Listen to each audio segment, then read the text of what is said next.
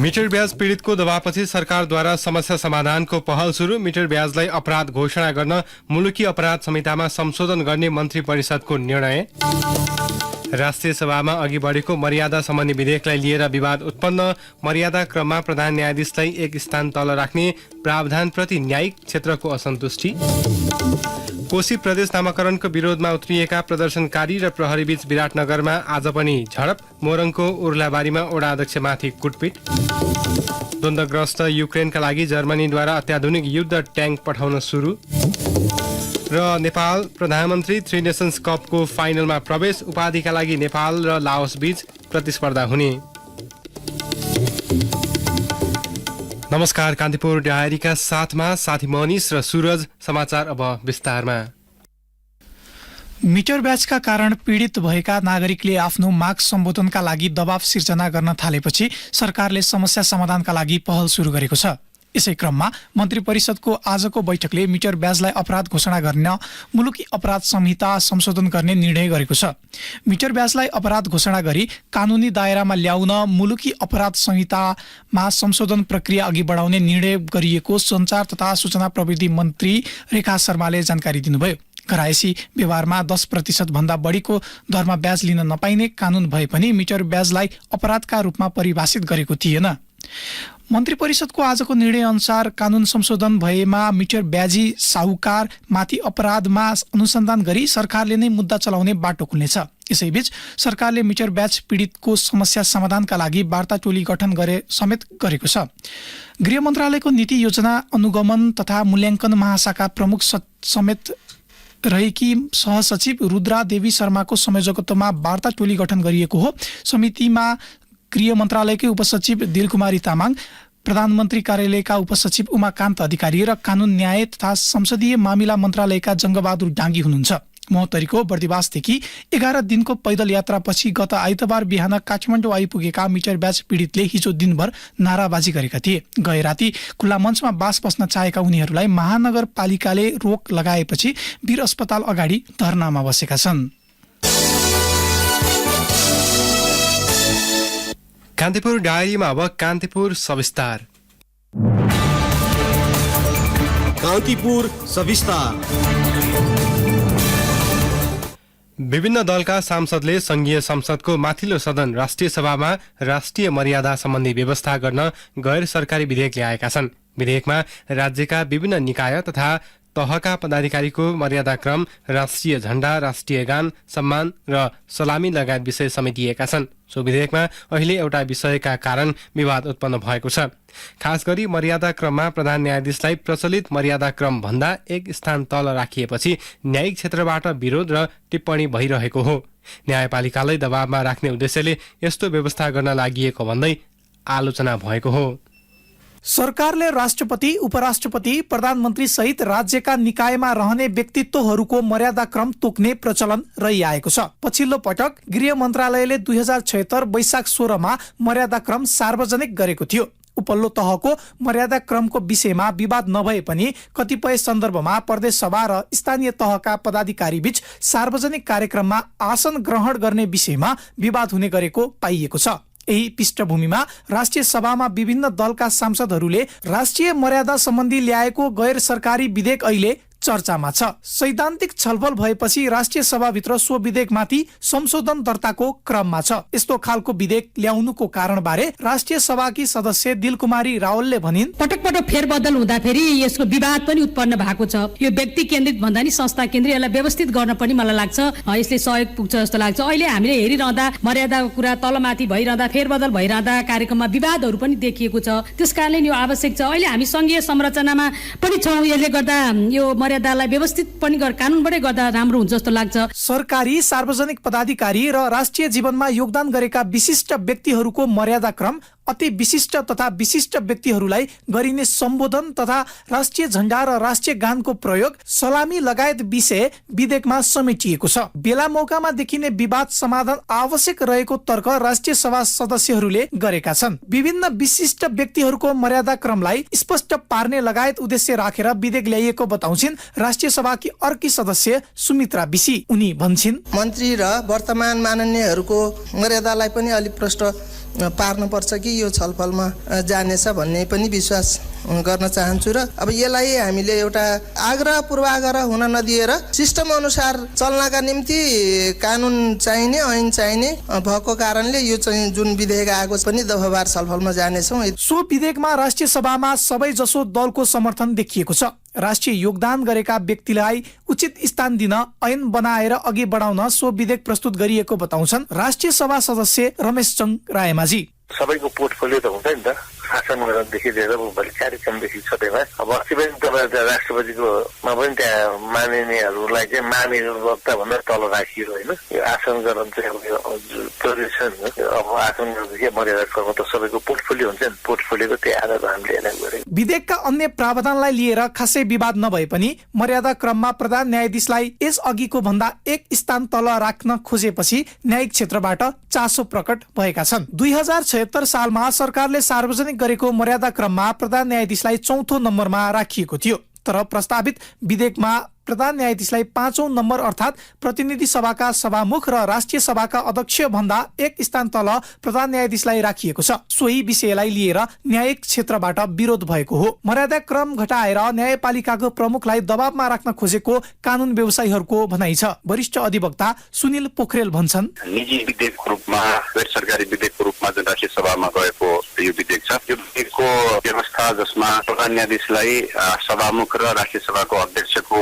भन्दा तल मर्यादा क्रममा राखिन्छ, त्यो प्रष्ट रूपमा नेपालको संविधानको धारा 284 सँग बाजिन्छ।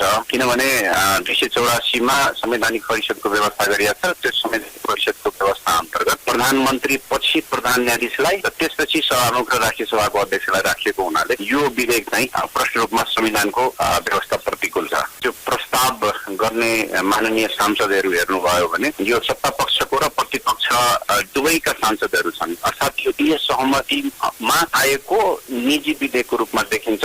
निश्चित रूपमा यस्तो विधेयक आउनु र त्यो पनि संविधानको प्रतिकूल आउनु भनेको चाहिँ कार्यपालिका र खास गरिकन व्यवस्थापिकाले अहिलेको ल मेकिङको प्रोसेसबाट हामी तिम्रो स्तर पनि तल झार्न सक्छौँ अथवा कहीँ न कहीँ न्यायपालिकाको प्रमुखलाई एउटा खालको चुनौती दिने अथवा भनौँ त्यो थ्रेटमा दबावमा राख्ने प्रयास स्वरूप यो विधेयक आएको जस्तो लाग्छ मलाई। यो सबै न्यायपालिकाको अवधारणाको प्रष्ट रूपमा विपरीत छ, विरुद्धमा छ। नेपालको राष्ट्रिय झण्डा प्रयोगको विषय पनि विधेयकमा समावेश छ, जस अनुसार राष्ट्रिय झण्डाको दुरुपयोग गरे कारबाहीको भागीदार हुने स्पष्ट उल्लेख गरिएको छ। संविधानको धारा 8 बमोजिम बाहेक अन्य कारणले राष्ट्रिय झण्डाको प्रयोग गर्न नहुने सो विधेयकमा उल्लेख गरिएको छ। सो अनुसार कुनै पनि व्यक्ति वा संस्थाले निजी स्वार्थका लागि प्रयोग गर्न पाउने छैनन्। विधेयकमा राष्ट्रिय झण्डा च्यात्ने वा आकार फेरेर प्रयोग गरे कसुर र सजाय हुने प्रावधान छ। कुनै पनि व्यक्तिले आफ्नो शरीरमा राष्ट्रिय झण्डाको प्रतीक टाँस्दा, छोप्दा वा लगाउँदा कम्मर भन्दा माथिको भाग बाहेक अन्यत्र लगाउन रोक लगाउने प्रस्ताव विधेयकमा गरिएको छ।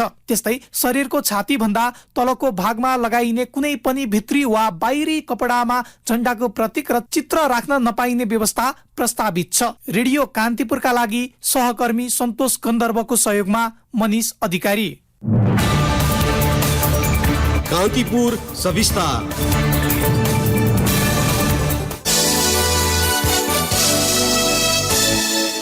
कोशी प्रदेश नामाकरणको विरोधमा उत्रिएका प्रदर्शनकारी र प्रहरी बीच विराटनगरमा आज पनि झडप भएको छ। आदिवासी जनजाति समुदायले संयुक्त संघर्ष समिति गठन गरी सुरु गरेको विरोधका क्रममा विराटनगरमा झडप भएको हो। प्रदर्शनकारीले विराटनगरको रोडसेक चोकमा प्रहरीको घेरा तोड्न खोजेपछि झडप भएको मोरङका प्रहरी प्रमुख दीपक पोखरेलले बताउनुभयो। उहाँका अनुसार प्रदर्शनकारीले प्रहरीमाथि ढुङ्गा प्रहार गर्न थालेपछि प्रहरीले पानीको फोहरा र असुर ग्यास प्रहार गरेको थियो। रोडसेक चोकमा रहेको बिग होटलमा एक कार्यक्रममा सहभागी हुन आएका प्रदेशका सांसदहरूलाई दबाब दिन भन्दै प्रदर्शनकारी त्यहाँ पुगेका थिए। आन्दोलनका कारण आयोजकले कार्यक्रम नै स्थगित गरेको छ। प्रहरी र प्रदर्शनकारी बीच झडपका कारण विराटनगरको रोडसेक क्षेत्र दिनभर जसो तनावग्रस्त बन्यो। यसैबीच कोशी प्रदेश नामाङ्कनको विरोधमा उत्रिएका प्रदर्शनकारीले मोरङको उर्लाबारी नगरपालिका 6 का वडा अध्यक्ष चिन्तामणि पौडेललाई कुटपिट गरेका छन्। कुटपिटबाट घाइते भएका पौडेलको स्थानीय स्वास्थ्य संस्थामा उपचार भइरहेको र स्वास्थ्य अवस्था सामान्य रहेको मोरङस्थित जिल्ला प्रहरी कार्यालयले जनाएको छ। कार्यालय खोलेको भन्दै आफूमाथि प्रदर्शनकारीले हातपात गरेको वडा अध्यक्ष पौडेलले बताउनुभयो। आफूलाई कुटपिट गर्ने विरुद्ध कारबाहीको माग गर्दै उहाँले इलाका प्रहरी कार्यालय उर्लाबारीमा उजुरी समेत दिनुभएको छ। प्रदर्शनकारीले पदम लिम्बूलाई शहीद घोषणा गर्नुपर्ने, कोशी प्रदेश खारेज गरी पहिचानको आधारमा पुनः नामाङ्करण गर्नुपर्ने लगायत माग राख्दै स्थानीय तहमा तालाबन्दी गरेका छन्। उता कोशी प्रदेश नामाङ्करणको विषयमा विरोध जनाउँदै 5 थरको फालेलुङ गाउँपालिकाको कार्यालयमा तालाबन्दी गरिएको छ। कोशी नाम राखेर खारेज गर्नुपर्ने माग सहित पहिचान पक्षधरले गाउँपालिकाको प्रमुख प्रशासकीय अधिकृत, लेखा शाखा र प्रशासन शाखामा तालाबन्दी गरेका हुन्। कान्तिपुर डायरीमा अब ब्रेकको पालो। ब्रेकपछि कान्तिपुर डायरीमा अब बाँकी प्रसङ्ग। मन्त्रालय भागबण्डामा सहमति जुट्न नसकेपछि सत्तारूढ गठबन्धन दलको आजको बैठक पनि निष्कर्षविहीन बनेको छ। सत्तारूढ गठबन्धनमा दलहरूको संख्या धेरै हुँदा मन्त्रालय भागबण्डामा सहमति जुट्न सकेको छैन। प्रधानमन्त्रीको सरकारी निवास बालुवाटारमा बसेको बैठकमा दलहरूले आआफ्नो दाबी प्रस्तुत गरेको एक नेताले बताए। भोलि बिहान 9 बजे बस्ने बैठकमा दलको दाबीका विषयमा शीर्ष तहमा छलफल गर्ने सहमति भएको छ। गठबन्धनको प्रमुख दल काङ्ग्रेसले 9 मन्त्रालयमा दाबी गरेको छ। त्यस्तै जनता समाजवादी पार्टी र एकीकृत समाजवादीले 3 मन्त्रालय आफूले पाउनुपर्ने दाबी गरेका छन्। लोकतान्त्रिक समाजवादी पार्टीले 2 मन्त्रालय दाबी गरेको छ। राष्ट्रपति र उपराष्ट्रपति निर्वाचनको सङ्घारमा बनेको नयाँ समीकरणमा अहिले मन्त्रालय भागबण्डा पेचिलो बन्दै गएको छ। दलहरूले पेश गरेको मन्त्रालय दाबी अनुसार सहमति हुने सम्भावना न्यून रहेको छ। राष्ट्रिय स्वतन्त्र पार्टीले उपनिर्वाचन पश्चात मात्रै मन्त्रालयको विषयमा छलफल गर्ने बताएको छ भने अन्य साना दलहरूले प्रदेशदेखि केन्द्रसम्म भागबण्डा दाबी गर्दै आएका छन्। आजको बैठकमा सरकारको न्यूनतम साझा कार्यक्रम लगायतका विषयमा छलफल भएको थियो। 7 दलीय गठबन्धनबाट एमाले र राप्रपा सरकारबाट बाहिरिएपछि प्रधानमन्त्री पुष्पकमल दाहालले 16 मन्त्रालय आफैले सम्हाल्दै आउनुभएको छ।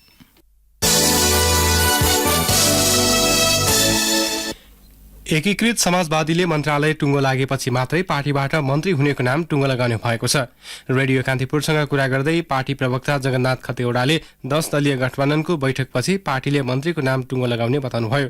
पार्टीको आज बसेको सचिवालय बैठकले सरकारमा सहभागिताका लागि निर्णय गर्ने जिम्मा अध्यक्ष माधव कुमार नेपाल र महासचिव घनश्याम भूषाललाई दिएको छ। पार्टीभित्र धेरै आकांक्षी रहेकाले निर्णय गर्ने जिम्मा अध्यक्ष र महासचिवलाई दिइएको उहाँले बताउनुभयो। द्वन्द्वपीडित तथा मानव अधिकारवादी समुदायले संसदमा पेश भएको संक्रमणकालीन न्यायसँग सम्बन्धित विधेयकमा भएका प्रावधानप्रति आपत्ति जनाएका छन्। बेपत्ता पारिएका व्यक्तिको छानबिन, सत्य निरूपण तथा मेलमिलाप आयोग ऐनलाई तेस्रो संशोधन गर्न बनेको विधेयकमा हत्या जस्तो गम्भीर अपराधमा पनि उन्मुक्ति दिन खोजेको द्वन्द्वपीडित तथा मानव अधिकारवादी समुदायको आरोप छ। उनीहरूले आज काठमाडौँमा पत्रकार सम्मेलन गरी सो विधेयक तत्काल फिर्ता लिनुपर्ने र संसदीय समितिमा छलफल भएपछि मात्र संसदमा लैजान माग गरेका छन्। भारत उत्तराखण्ड राज्यको धारचुला तहसील अन्तर्गतको छिरकिलामा मजदुरी गर्न पुगेका एक नेपाली कामदारको मृत्यु भएको छ। सोमबार मजदुरी गर्ने क्रममा भिरबाट खसेर बैतडीको डिलासैनी गाउँपालिका 6 का 30 वर्षीय कालुराम ओडको मृत्यु भएको भारतीय प्रहरीलाई उद्धृत गर्दै जिल्ला प्रहरी कार्यालयले जनाएको छ। जिल्ला प्रहरी कार्यालयका अनुसार मजदुरीका क्रममा मृत्यु भएका ओडको धारचुला स्थित चिकित्सालयमा शवको पोस्टमार्टम गरी शव मंगलबार बैतडी पठाइएको छ।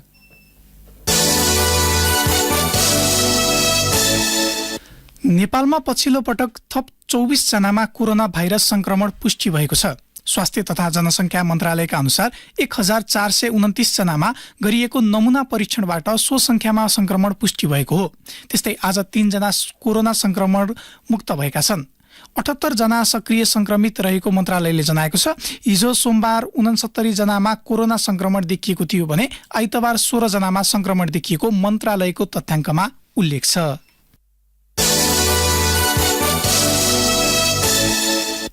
कान्तिपुर डायरीमा अब सर्लाही डायरीको पालो।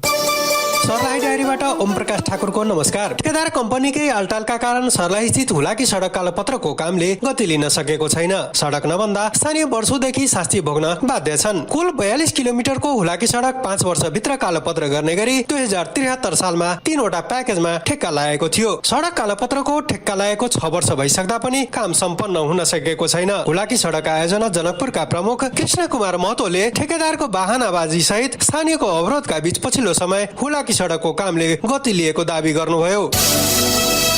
सर्लाहीका सामुदायिक विद्यालयमा छात्र भन्दा छात्राको संख्या बढेको छ। पछिल्लो समय छोरीले पढाइप्रति देखाएको रुचि तथा अभिभावकको छोरी पढाउने चाहनाले सामुदायिक विद्यालयमा छात्राको संख्या बढेको हो। कतिपय अभिभावकले छोरा निजी विद्यालय तथा छोरीलाई सामुदायिकमा पढाउने गरेकाले पनि सामुदायिकमा छात्राको संख्या बढेको पाइन्छ। जिल्लाका 451 सामुदायिक विद्यालयमा अध्ययनरत 2,41,415 विद्यार्थी मध्ये 1,20,858 छात्रा तथा 1,20,542 छात्र छन्। सामुदायिक विद्यालयमा छात्राको संख्या 316 ले बढिरहेको शिक्षा तथा समन्वय इकाइ कार्यालयले जनाएको छ।